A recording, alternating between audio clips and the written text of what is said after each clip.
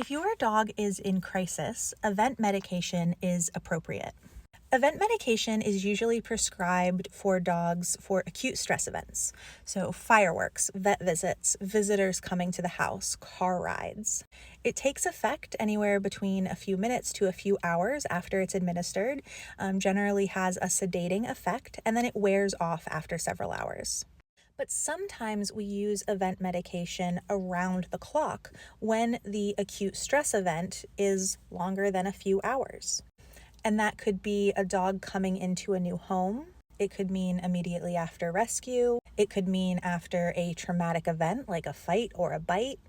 It's not at all uncommon in my client population where I work with dysregulated dogs. Dysregulated dogs meaning that their baseline stress levels are higher than ideal, and they tend to struggle with resilience to stress and or self-regulation. It's not uncommon for these dogs to take an event medication around the clock while we wait the 4 to 8 weeks for a maintenance medication to kick in. Now, typically, the dogs who get the most care and attention when they are experiencing these red zone levels of stress on a regular basis are the ones whose behavior is problematic. So, aggressive behavior, hyperactive behavior, dogs who aren't sleeping and so their humans aren't sleeping, those dogs, in my experience, are more likely to get that level of supportive care sooner. But this is also important for the new dog who comes home and is hiding in the bedroom. It breaks my heart when I hear stories about, like, oh yeah, my rescue dog took 6 months, took a year to come around. And sometimes that's the case, but a lot of times we can facilitate faster feelings of safety and security by using event medication. Interestingly, for these dogs, because their stress levels are already so high, the impact often isn't sedation.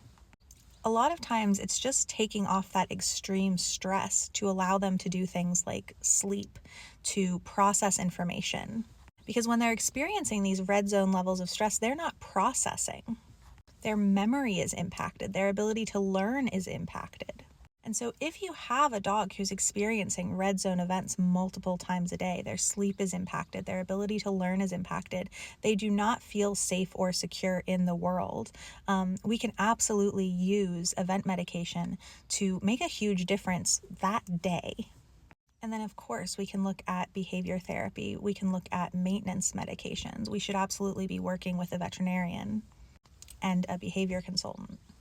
But we can really get stress levels down so much faster. And this isn't just about behavioral health. This isn't even just about mental and emotional health. This is about physical health. Experiencing toxic levels of stress on a chronic basis is bad for our physical health. It wrecks the GI system. It wrecks the immune system. It creates long-term changes in the brain.